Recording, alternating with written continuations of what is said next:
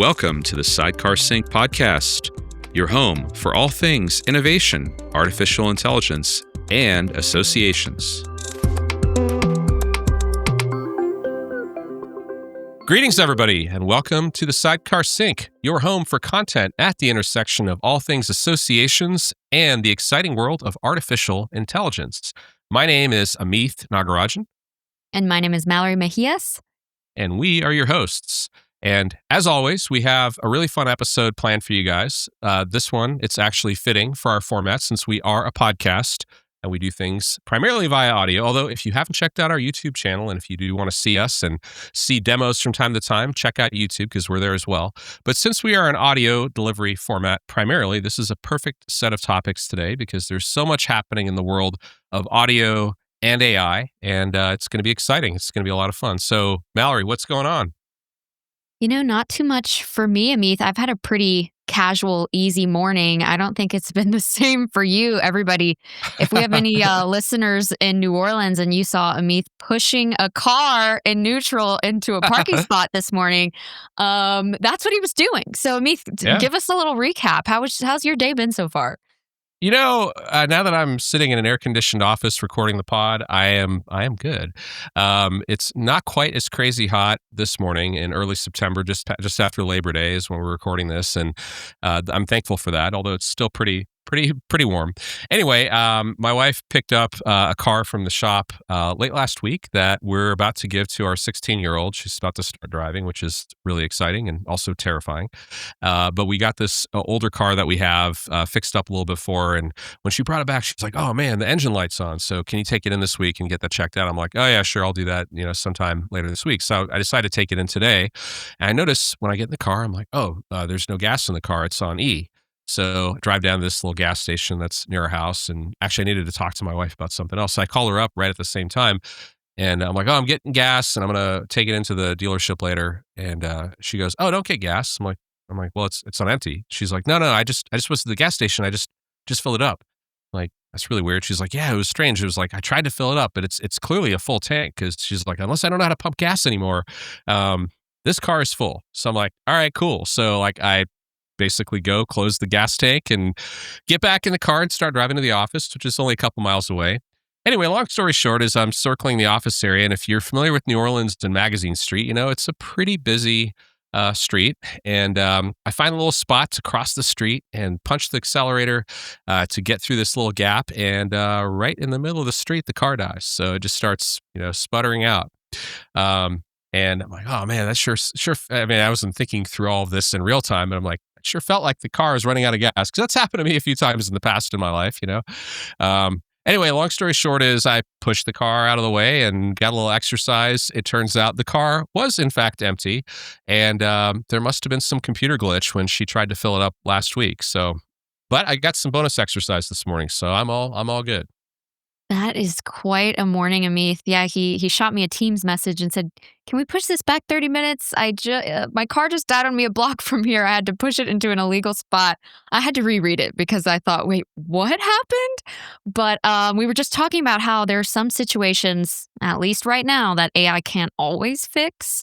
Yep. Though maybe there were some, clever things that you could have done with Claude Voice, I'm thinking.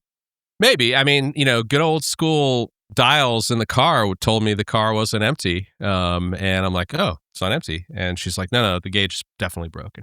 So I'm like, all right, well, I trust my wife a lot more than I trust the old car. So, but yeah, it turns out, I think she was just in a hurry because the engine light that she had reported was also a low tire pressure light.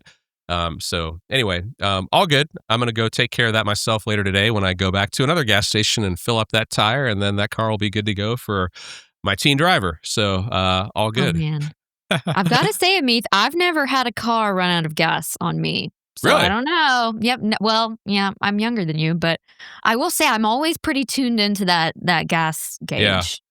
It's happened to me, I don't know, 3 or 4 times in my life, probably. So, it's a good experience for you. You run out of gas, you're on the interstate, you have to figure out how to get the car safely to the side of the road. And then you have to hike a couple miles to the nearest gas station, get ripped off for a plastic can, come back. It's part of It's part of the experience, I think. But Yeah, that either sounds or like a I'm blast, Amith. Maybe this yeah, weekend I might do it on purpose and just kind of see yeah. what that I mean, experience is maybe like. that's an experience we can offer our friends coming to Digital Now this November. We can simulate that or something like that. So speaking of I Digital Now, promise everybody listening, we will not make you be in a car that runs out of gas. Trust November me. 2nd through 5th in Chicago, you will be helping us fill up gas tanks. So Ah, man, please join us. It'll be a great time. Well, as Amith mentioned, we are talking about AI audio today, particularly 3 audio AI releases that show how far we've come from the old robotic text to speech. First, we're going to be talking about Google's real time translation, then Microsoft's Vibe Voice that can generate up to 90-minute podcasts with multiple speakers, more than 2. And then finally, ElevenLabs music that turns prompts into commercial ready songs with vocals. And of course, we've got some fun examples to share with you all as well. So, first, Google's new real time voice translate feature is rolling out as of mid 2025, primarily through Google Meet and the Pixel 10 smartphones. What makes this remarkable is it doesn't just translate words, it uses Gemini AI and Google's latest Tensor chipsets to preserve the speaker's tone, rhythm, and emotional expression. The technology creates a synthetic voice that closely mirrors the original speaker, so you're not just understanding what they said, but how they said it. The implementation is particularly clever. The original voice remains faintly audible in the background while the translated voice overlays it. This dual layer approach gives listeners context and creates more natural interaction than reading subtitles or waiting for consecutive interpretation. Currently, it's limited to English and Spanish in beta, but Italian, German, and Portuguese are coming soon. Also, a note on the Pixel 10 Google smartphone, everything processes on device for privacy. So you can have a phone conversation with someone speaking a different language and hear their translated voice in real time. The latency is impressively low, making actual conversation possible rather than those awkward delays that we're used to with translation apps. For associations, I think this tech could particularly be transformative.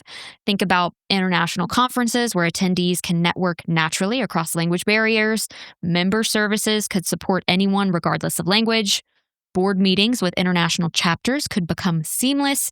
Educational content reaches global audiences without dubbing or subtitles. This tech potentially has the opportunity to make every association global. So, Amith, what are your initial thoughts on real time translation from Google? I find it extremely exciting. I think your point about the association market being at the center of opportunity for this technology is spot on. Associations fundamentally are about connecting people. And so if you think about how we do that and how we scale that, there's a wide range of languages and dialects and voices that are out there. And what we want is to connect people in an original and authentic way. And sure, in person events could be affected by this. I think associations could also offer a trusted way to connect online through various types of technology that uses the association as a conduit, leverages technology like this, and offers people from totally different backgrounds to be able to communicate in a native way. And I find that extremely exciting. So, to me, what you mentioned about the on device piece of the equation is really also worth noting. We've talked a lot on the Sidecar Sync about the progression of models becoming smarter and also becoming smaller. So the smaller part's what I want to focus on for a second. Every 6 to 12 months, you have not only a doubling in AI power, but you have roughly a halving, or in many cases, it's more like 80, 90% reduction in cost. And along with that, part of what's happening is the models are getting smaller and smaller. They're getting compressed. Now, on the frontier, the most powerful models, the most intelligent models are staying the same size or even growing in terms of size. But the models at a given size are dramatically more intelligent. So it's kind of like, pound for pound, the strength level of the model is so much higher, right? If you think of it in those kinds of terms. So in order to run portions of this technology on the Google Pixel device, you had to make the model a lot faster and a lot smaller. And that's important. The other thing we got to remember is smartphones are not these, dumb devices. They're actually pretty sophisticated computers. The computing power, the memory, the bandwidth capabilities through 5G, these are incredible computing devices we have in our hands. And so being able to put a little bit of the processing, it's not only good in terms of latency and privacy, it's just a smart way to take advantage of the compute power that's out there in the world. So I think it's a great example of what's to come. I think that, well, I shouldn't say I think that. I am hopeful that Apple and everyone else that's in the audio and voice game will get into this. I hope apps like WhatsApp will jump into this. That's an app that connects, I think 1 billion+ people on a daily basis through text and audio all over the world. So I find it incredibly exciting. It seems like we had already seen big strides in translations and in dubbing through tools like HeyGen. So, is the real innovation here, Amith, the real time component, the fact that it can happen basically as it's happening? So, from my point of view, the real time nature of this is definitely the big step change. And HeyGen is a great kind of analog to compare this to. So, HeyGen is a tool that we've been using and still use actively. We've had it in part of our product portfolio, technology portfolio, for a couple of years. We've been demoing it.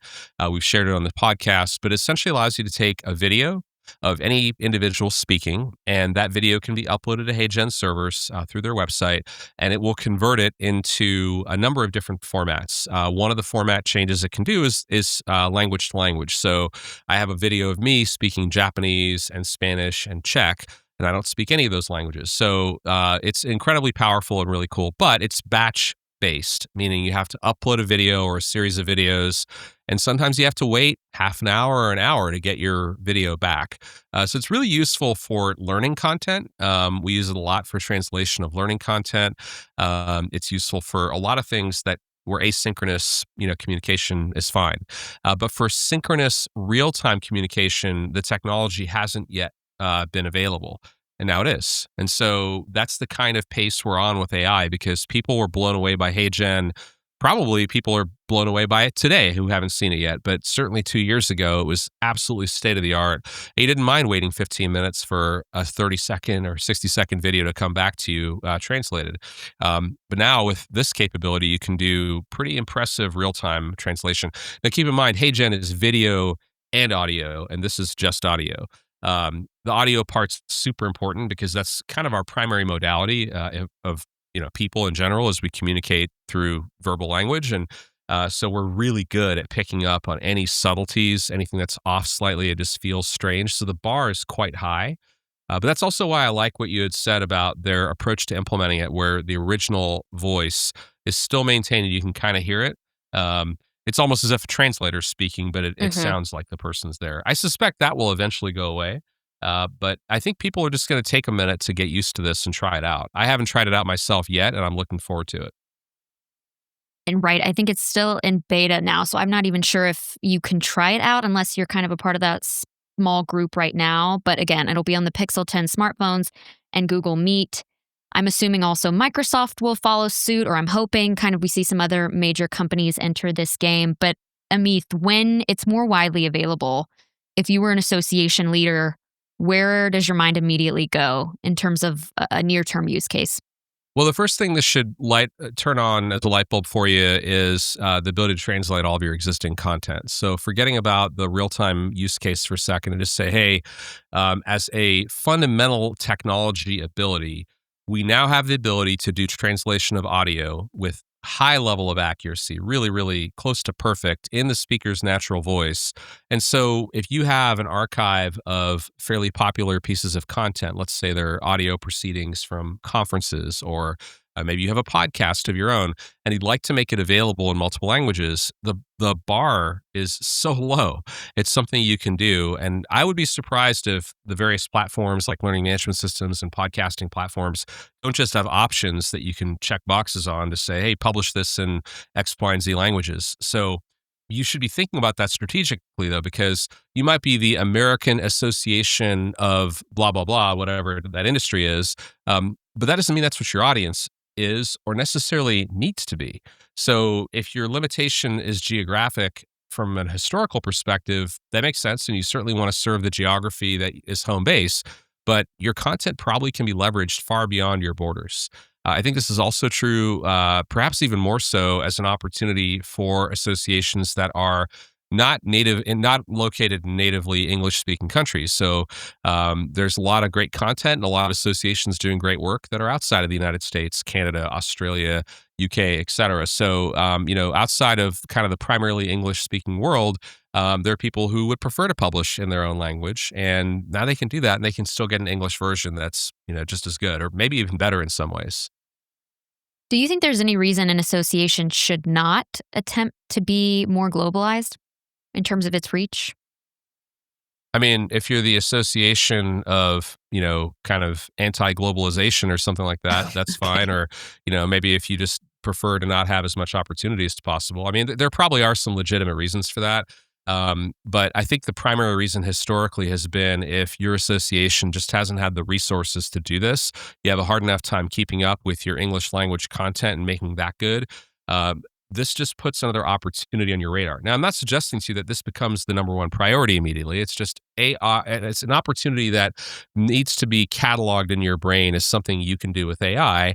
And so when you're thinking about your strategy and engagement, maybe the global market makes sense. Now, it might not, because from a focus perspective, you might have your hands full and there might be so much opportunity in your local market. I'm simply saying that you shouldn't intentionally kind of push away an audience outside of your locale, unless there's like a really good reason for that. And there might be national security issues for some associations or things like that. So I'm sure there's some legitimate reasons, but I think generally for most associations they're there to promote a particular sector or improve the quality of the services in a particular profession, or in some cases, they're enthusiast organizations just trying to bring people together who enjoy a particular sport or hobby or something like that. Well, I mean, that certainly makes sense, right? To bring people together from the global community. Absolutely. And thinking about its impact on associations as they exist now and global reach, but also the downstream effects on your members. As you all know, if you listened to the podcast before, my husband works in healthcare, and I often hear really the terrible stories of like these translators that they have to call in that are doing the best that they can, the lags, kind of information that gets misconstrued, and also the discomfort of patients having to kind of, when they're in maybe an urgent moment where they need care immediately, especially like in emergency rooms or urgent cares, having to express themselves and then wait for a translator. So I think real-time translation in many industries and many professions will really change things for the better.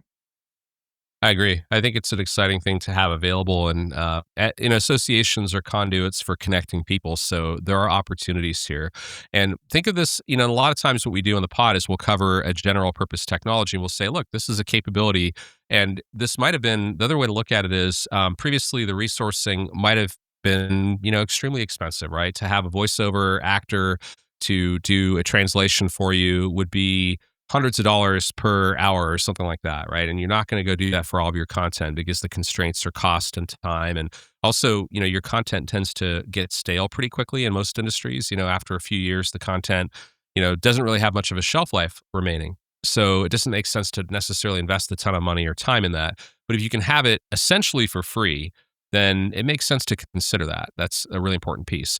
Now, your overall content strategy is something you've got to think about deeply, because a big part of the problem isn't a lack of content. Your people, your members, and your audience aren't typically telling your association, man, you guys just don't have enough stuff on your website. It's just so sparse. There's hardly anything there. I can't, I just run out of things to browse. That is not what your members generally tell you. Most of them are saying they're having a really hard time finding what they need. They probably know that it's somewhere deep inside there. So you might be saying, well, but now if I add like multiple language versions of everything, it's going to make it even more complex. And that is true if you maintain the current mindset around how you organize your content and how you deliver content. That's also where AI can help through things like personalization, where you actually deliver stuff to people proactively that's based on what they are likely to want, which is, again, very much democratized these days. You can do personalization at scale across all of your asset categories in a very affordable way nowadays. There's great tools for that.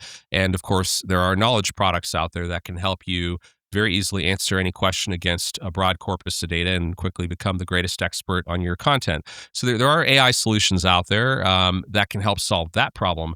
So if you have that constraint as a concern, which is the consumability of multiple languages of content, I also think you have to look at that side of it, which is how do you manage this stuff and how do you deliver it? At Sidecar, we know the power of bringing the brightest, most innovative minds out there together in person to learn and grow. And that's exactly what we do at our annual conference, digitalNow. digitalNow is a 2.5-day conference bringing Silicon Valley and executive-level content to the association space.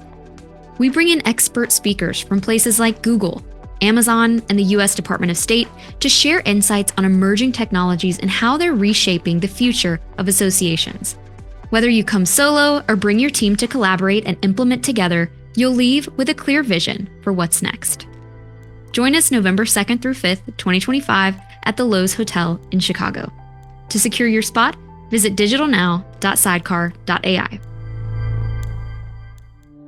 If you're listening to this podcast right now, you're already thinking differently about AI than many of your peers. Don't you wish there was a way to showcase your commitment to innovation and learning? The Association AI Professional, or AAiP certification, is exactly that. The AAiP certification is awarded to those who have achieved outstanding theoretical and practical AI knowledge as it pertains to associations. Earning your AAiP certification proves that you're at the forefront of AI in your organization and in the greater association space, giving you a competitive edge in an increasingly AI-driven job market. Join the growing group of professionals who've earned their AAiP certification and secure your professional future by heading to learn.sidecar.ai. I want to move to Microsoft Vibe Voice. Microsoft just released Vibe Voice as open source, and we think it's a game changer for audio content creation. It can generate up to 90 minutes of expressive multi-speaker conversational audio from plain text. So up to four distinct speakers having natural conversations with realistic turn-taking, emotional delivery, and even emergent properties like background music appearing when contextually appropriate. The technical achievement here is staggering. So previous systems could barely manage short outputs or even two speakers before losing consistency. Vibe Voice uses continuous speech tokenizers, combining a large language model for managing dialogue context with a diffusion decoder for high-fidelity acoustic output. The 1.5 billion parameter model runs on consumer GPUs, meaning you could run this entirely locally. What's particularly impressive is the conversational realism. The system doesn't just alternate speakers reading lines, it creates natural interruptions, overlapping speech, laughter, and emotional reactions. It's optimized for English and Chinese right now, supports emotion control, and even has basic singing synthesis as an emergent property. Because it's MIT licensed, you can use it freely for research and commercial purposes. For associations, we've kind of talked about some of these already, but you could turn a research report into an engaging podcast discussion automatically. Board meeting minutes could become accessible audio summaries. Educational content could be instantly available in multiple formats. You could create personalized audio briefings for different member segments, all generated from text. So I did a little dabbling with this. I tried to use the demo myself in my browser. It was a little bit buggy, so I ended up pulling an example from the Microsoft announcement. We're going to play that here now. Welcome to Tech Forward, the show that unpacks the biggest stories in technology. I'm your host, Alice, and today we are diving into one of the most anticipated and, frankly, most chaotic tech launches of the year, OpenAI's GPT-5. The hype was immense, the teasers and leaks building for weeks. On August 7th, it finally dropped, promising a new era of artificial intelligence. To help us make sense of it all, we have two fantastic guests. Andrew, a senior AI industry analyst who has been tracking this launch closely. Welcome, Andrew. Great to be here, Alice. It's certainly been an eventful launch. And we also have Frank, a tech enthusiast and a super user who has been deep in the community forums. So as you can see, we hear those multiple speakers. In my opinion, the delivery is pretty natural. I still think Notebook LM is maybe just a bit more natural in terms of audio delivery. Amith, what is your take on the open source Microsoft Vibe Voice? I would say the trend line continues to show that with a very small model, just like we talked about in the last topic, smaller models running on device, being able to do pretty impressive stuff. I mean, Notebook LM, I would agree with you, probably has a little bit of a leg up right now in terms of the overall quality, although their length is not nearly as as long as I think they go to like 8 or 15 minutes maybe, but 90 Right. minit's that's a lot. I mean, that's like a Lex Friedman podcast or something, right? It's a very, very long format. I don't think a lot of people want, unless you're dealing with a very specialty podcast like the Acquired podcast or something like that. Most people don't have the ability to pay attention for 3-4 hours or whatever. So I think that's not necessarily the biggest distinction, but being able to run it locally means a lot of things. One is the cost is extremely low, close to free essentially. And it also means you can make changes to it over time. So you can tie it into different systems you have. There's a lot of cool stuff you can do with this. So one of the things that I'd point out too is that you can think of this as another tool in your tool belt. Just like real-time translation, you should be thinking, okay, what benefit could I essentially provide in my value delivery to my audience through automatic summarization of content through audio, right? And I like the idea of the deeply personalized versions that you mentioned. So take, for example, a newsletter where you say, oh, this is a newsletter of content picked out just for Mallory. Wouldn't it be cool if there was a little button in there that also said, hey, listen to an audio summary of today's newsletter? And it's today's newsletter summary for Mallory, right? Hmm. That is something that you can do with Vibe Voice. And really exciting. You guys who are listening probably know that one of the companies in our family is Rasa.io, which does personalized newsletters. And you can bet that that is on the radar for a future opportunity for that company. It's just an obvious thing to be able to say, hey, wouldn't you love to be able to listen to your newsletter?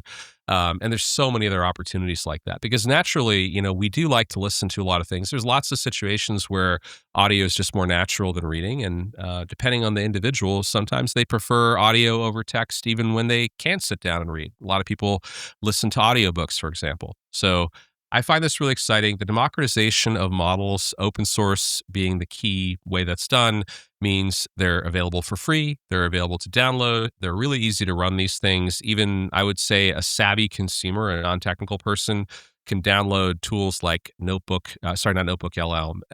Studio. All Hmm. these terms are jumbled up even in my head, and I'm thinking about this stuff all the time.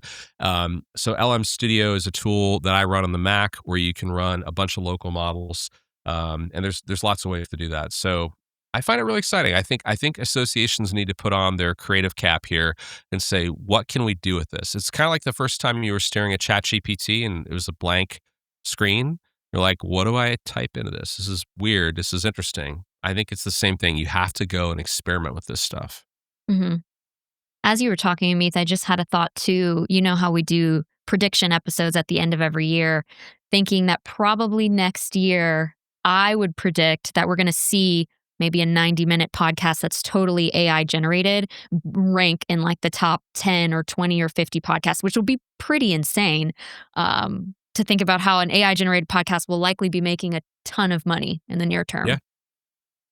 Well, it's interesting because the thing that we're doing with Sidecar with the Learning Hub that many of you are familiar with, we have all this great content around AI specifically for associations. And we built this tool that many of you have heard of called the Learning Content Agent. We actually had a previous episode of the Sidecar Sync where Jason and Mallory had talked about that in some detail. We'll link to that in the show notes. But the Learning Content Agent is essentially a way of producing content at scale that can change continuously, which means it never gets stale. It's super important for our context. It's about AI, so it's changing literally every day. But it also allows us to have dimensionality, meaning that we can have the same content presented to multiple different audiences with different context. So through a variety of settings and configuration, we can create learning content for using our AI learning content as a baseline for any industry. And so we're partnering with associations to create what we call Learning Hub for Members, which are co-branded websites that the association puts out there. And it's got content AI for X being your profession, whether that's architecture or engineering or a branch of medicine or accounting or whatever the case may be. And the value there is that you're delivering not generic AI education, but it's AI education specifically tailored to your audience. And we've built an entire technology pipeline that's very heavy on AI, obviously, to make that possible for us to do with really just some clicks. And obviously, there's some work to set it up correctly and have some layer that's industry specific. But the analog to this is, in the world of Podcasting, you have great content coming from humans across a wide variety of different podcasts. What if you could create a version of the Sidecar Sync for a bunch of other industries as well, right? And you and I can't do that ourselves, but it would be kind of cool to be able to do a version of this that's targeted to a whole bunch of other sectors as we partner with associations to deliver a learning content. So I think that podcast that's fully synthesized by AI it's not only going to be a thing. I think that in some cases it'll be better because it'll be deeply personalized. You can create a podcast just for one person. We could do a Mallory and Amith podcast all when you break down in your car and it runs out of gas, telling you exactly what to do next. There you go. I wanted to ask you, Amith, I know we talk about a lot there are situations where human connection and relationships is of the utmost importance. And there are situations where you can lean on AI generated video and audio. Talking about the AI Learning Hub specifically that you mentioned with Sidecar, what has been the reception on the AI generated video and voice? Because I imagine we have some people listening thinking, well, it's hard to decide when to use one versus the other. So if you've gone through our Learning Hub content, but if you haven't taken a course with us in the last couple months, jump back on and check it out. All the content now, as Mallory mentioned, is AI avatars and AI voices. All the content is still created by us, but we're constantly modifying it. And then every time we modify it, we press a button. And then a few hours later, the course is updated in our LMS automatically. That's pretty magical, actually. So to be able to do that, you can't really have people re-record stuff all the time. It just doesn't scale. But if you listened to or watched our content on the Learning Hub prior to around, I think it was maybe at the end of May when we switched over, you would have heard a lot of Mallory's voice, a lot of my voice, and several other folks across our organization.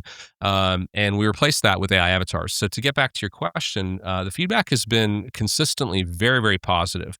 There have been a few people who've said, hey, I prefer the humans, and I get that. And I also kind of like that a little bit since we recorded the last a little version, ego stroke. A little bit, but but the reality is most people we have to remind them that it's an AI. So we are a big believer in the idea of transparency in AI use, essentially disclosing that you use AI. So this is not an AI generated podcast at the moment, but if it was, we would definitely tell you that at the beginning and reinforce that. And we do that with all of our learning content at the beginning of each course. The instructor introduces themselves as an AI avatar, and there's actually a section in the Learning Hub that explains the whole idea and why we do that. And the feedback's been real positive, and a lot of people have said, oh yeah, I forgot that was an AI. So to me, that's the best compliment of the AI is that it just really wasn't factor. It didn't bother them. It didn't necessarily make it better either. It was essentially on par with the typical human instructor. And I think too, circling back to my own question, it's really important to keep in focus the outcome of your educational content. So you want your learner to walk away with the most recent cutting edge knowledge and retain it. And I do feel like with AI avatars, as Amith said, educational content goes stale pretty darn quickly in the world of AI, like by the hour, by the day. So being able to update that content on the fly means our learners are learning more than they could prior. So even though it is an ego stroke, and I do enjoy delivering educational content myself, Amith, I know you do too, knowing that our learners are walking away with the most recent information makes me feel good. I was talking to Jason the other day. Jason's in charge of our learning curriculum at Sidecar, and he and I were chatting about the opportunity for synchronous education delivery to complement async. So the online asynchronous format, of course, scales really nicely. You can have effectively an unlimited number of people take that at any time of the day and any pace that they'd like, which is wonderful. But there's something about instructor-led, synchronous, cohort-based learning that's really interesting and really powerful. I think it's the group of people you're with. I think it's the live interaction. If you're face-to-face, like in actual rooms sometimes, I think that's really powerful. And so we're looking at ways to introduce additional, it's all AI learning. That's what we're focused on, of course, but synchronous learning opportunities, whether they're workshops from time to time that are live, sometimes in person, but things that can kind of level up the experience, right? So the AAiP and the core curriculum we have online will be our foundational layer. But because of the AI, we have the bandwidth to take on those kinds of ideas. And I think the same thing can be said for many associations is if you can take a lot of the current work that you do in your education department or in your conferences department or whoever's responsible for this stuff and automate a large portion of it. Not only can your content be better and better because it's more up to date, and you can potentially go in multiple languages as we were talking about, but also can free up your staff to potentially do those really high touch human connection things that Mallory, you introduced the segment with. I think that connectivity, that person to person relationship building, that is what associations are all about. That's what people get energy from. They go to an annual conference like ASA's annual meeting or digitalNow or whatever, and they come back going, man, that was awesome. It was really great. Yes, I learned a lot. But I also I had a great time, which is of course very important. And I met people. I had a different perspective coming back from that. And you can't get that from any form of AI from my point of view. Mm-hmm. There's an energy, hard to put into words exactly as something tangible, but an energy when you come back from an in-person event where you think, ooh, like what will I do next? For sure. Yep. And it's usually positive. Usually positive. Unless you're doing a simulated car breakdown like we're doing at digitalNow this year. But okay, moving on to topic 3. This will be a fun one. ElevenLabs is no stranger to fantastic AI-generated audio. We use ElevenLabs in the AI Learning Hub that we were just talking about. But they are entering the music scene with AI that generates complete studio quality songs with both vocals and instruments from text descriptions with all rights cleared for commercial use. We're talking about professional grade tracks with expressive vocals in multiple languages, complex arrangements, and solid production quality. What sets ElevenLabs apart from competitors like Suno, which we've covered on the pod before, is their approach to copyright. So they partnered with Merlin Network and Cobalt Music Group to ensure their model is trained on licensed data. Every output is legally clear for commercial use. No copyright disputes, no surprise lawsuits. Users can specify genre, mood, instrumentation, structure, and lyrics. The platform handles everything from orchestral scores to pop songs in English, Spanish, German, and Japanese. The platform also offers section-based editing, so you can adjust individual parts of a song after generation, change the chorus lyrics, modify the bridge arrangement, or alter the overall sound. The AI vocals are pretty realistic and expressive, as you'll hear. So if you need a custom anthem for your annual conference or background music for educational videos, maybe a jingle for your new AI-generated podcast, mood music for your gala, ElevenLabs Music can help. So I want to share a fun example that I generated with ElevenLabs Music, especially when I'm testing out AI tools, because I guess I'm such a frequent user. I tend to go for like some of the hardest use cases. So for this one, I asked it to generate a song about, AI for associations in the style of a New Orleans bounce music song, which is like a very particular style of music. If you all haven't heard it, go to YouTube. Big Frida's a big New Orleans bounce artist here. Or not here, I'm not in New Orleans anymore, but in New Orleans. And so I asked it in that style, which I didn't think it would do a great job with. I'm going to play this song for you, and then we'll talk about it after. DJ drop, everybody bounce. AAiP in the house. Let's go. Yo, listen up. Associations take note. Crew, take a note.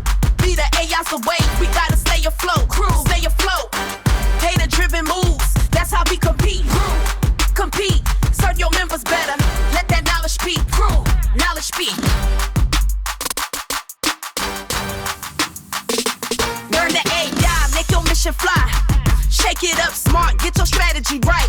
Knowledge is power when the data's on fire. Bounce with tech, take your goals higher. Automate tech. So as you can see, it was a fun song for sure. Personally, I don't think it's in the style of New Orleans bounce music. I don't know if there was like any training data available on that style, but it was really fun. And honestly, it sounds like a real song, right? It doesn't sound like it was AI generated, in my opinion. There were a couple of little mistakes there. For example, in the text of the lyrics, it said crew, and then I guess the crew is like the background group of the song that was supposed to be saying something, but actually the song was saying crew, which you might have heard over and over again. I think it was good overall. Amith, what was your take on this fun song from ElevenLabs? My point of view is that I think this is something once again that people can weave into their thinking on what they're capable of doing. Hmm. You might not have thought about multiple languages. You might not thought that you could do real time translation, and that you might not have thought that custom music was in your budget or something that your association could potentially tackle and weave into the production quality for your upcoming event or for any of the other use cases that Mallory mentioned. And while this may not be, the Grammy award winning type of thing at that level, but it's something that's quite high in the utility scale for business. So I think it's really exciting.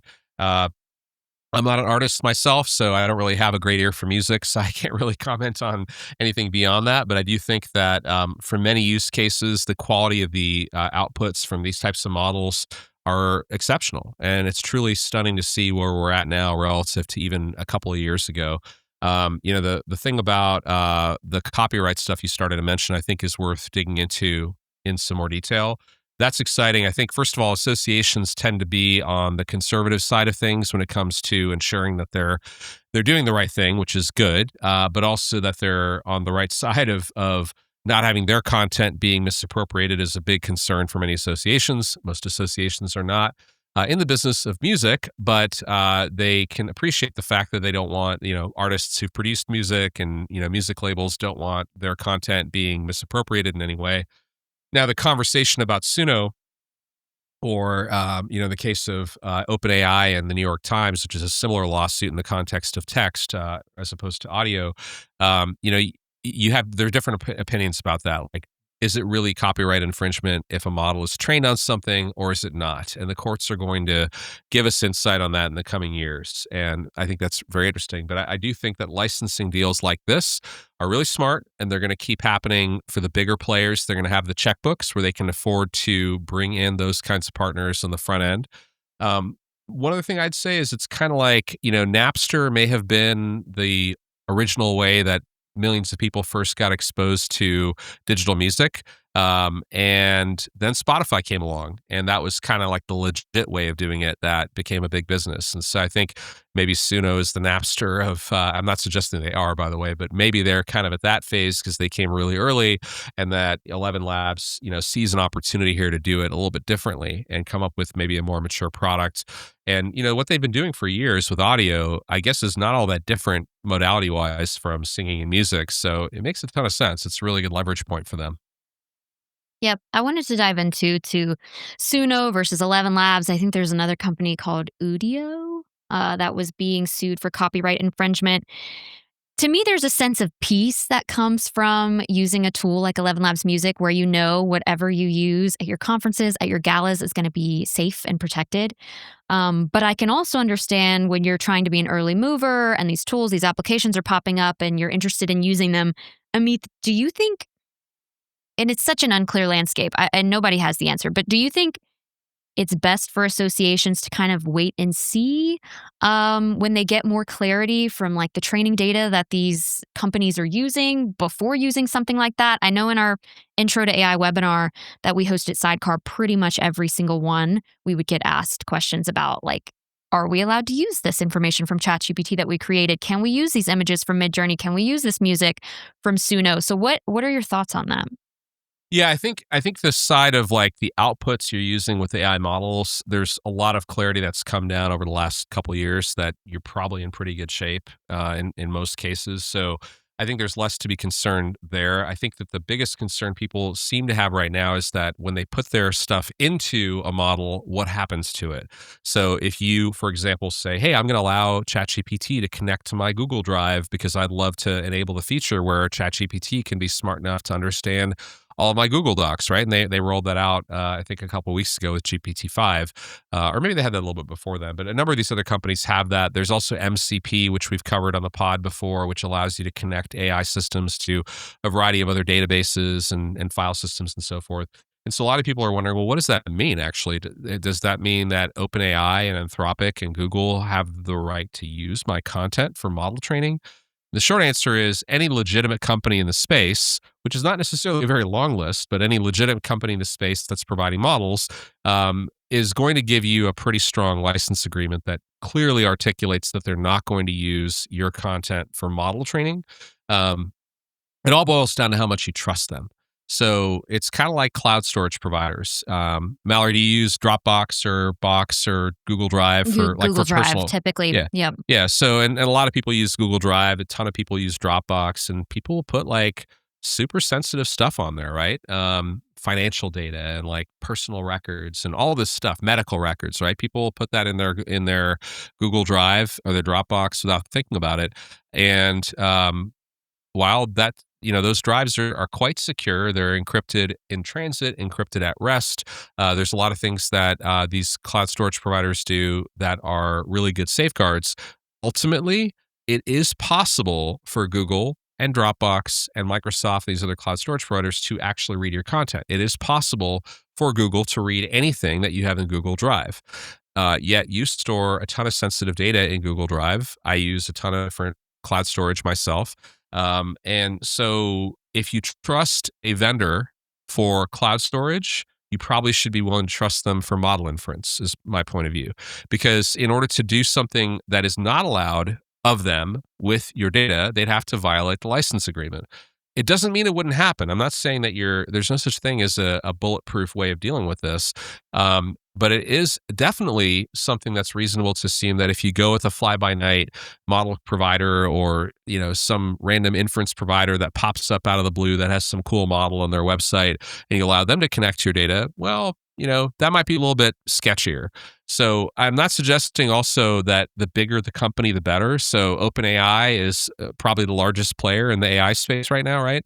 I'm not saying to you that they're more trustworthy than Anthropic or Google. I don't have an opinion on that I really would share publicly. I have my views on each of these companies, but I think that all of the bigger players in this space have license agreements that say what you need to hear, and then it boils down to what do you think of the company, and do you want to entrust them? It's some of the same decision making you'd make if like, oh, am I going to host my stuff on Amazon or on Microsoft or on Google Cloud? It's the same kind of thinking here. So that's the main way I'd put it, and that's the number one concern coming back to copyright that people have is protecting their own stuff. They are concerned with the outputs they generate, not getting them in trouble. They want indemnity. They want to have assurance that they're not going to have problems. And then most associations do care that the models are not infringing on someone else because, Right. they don't want to be bad actors. And, it's kind of like, I think Adobe did a really good job with this over the last couple of years with the Adobe Creative Suite. They introduced generative AI very early on, but they built their own models and they had licensing deals with imaging companies and other companies that provided them the content for training.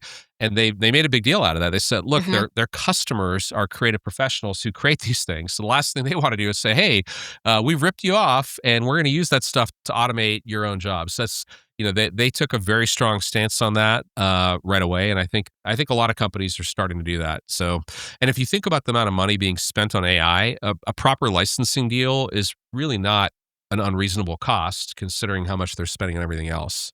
Mm-hmm. Yep. And I will say, if it comes down to it, for me to use Suno versus ElevenLabs, knowing what we know about these licensing deals, I'll use ElevenLabs music. And I think that is a way to retain, I don't know, whether it's moral or ethical or some sense of control over the AI that you're using, at least in my opinion.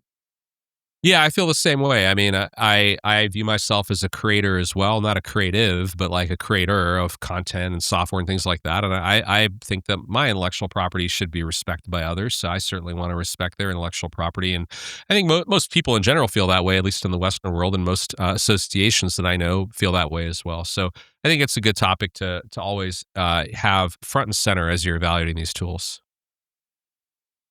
Amith and listeners, can you hear my dog whining in the background? I'm curious. No, I can't. Okay. She's in her crate, and I think she's signaling to me that it's probably time that we wrap up the episode. Yeah.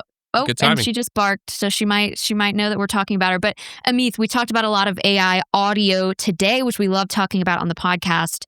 Do you feel like all of our listeners should be at least considering ways that they can integrate stuff like this into their organizations? 100%. If you're not experimenting with these things, you are missing out on not necessarily even the use of that particular thing, but you're missing out on the reps. So if you want to be good at AI, you need to put in the reps, just like in anything else in life. If you want to be good at it, you've got to put in the work, put in the reps. You got to do it every day. And the more diversity of your training, if you think of it that way, the better. So if you're like, oh, I'm all about AI, I'm using ChatGPT all the time. That's cool. That's kind of like going out and working out one arm at the gym over and over and over again, right? You need to kind of mix it up, do different exercises, try different things. It's good to get some variety. And so what it does is if you go experiment with ElevenLabs music and you're like, I don't know, I'm not going to use music in my association, is kind of thinking, well, go do it anyway. Maybe it'll just be fun, right? Share it with your kids, share it with your colleagues, do something silly. That's not bad for you, first of all. And you'll probably get some aspect of your neural network lit up that would not have otherwise been activated, and you would learn something and have some connection drawn that could be helpful. So I would encourage everyone to go experiment with this stuff, try, different things, and, be silly with it too. It's not just about like, what's the use case that I can directly take and put into production? This is all new technology. Even those of us that are spending most of our waking hours in AI, we don't have all the answers. We're coming up with this script as we go. You heard it here, everyone. Keep building your AI muscles. Thank you all for tuning in to the Sidecar Sync as one of your AI gyms that you can attend. And we will see you all next week. Thanks for tuning in to the Sidecar Sync podcast. If you want to dive deeper into anything mentioned in this episode, please check out the links in our show notes. And if you're looking for more in-depth AI education for you, your entire team, or your members, head to sidecar.ai.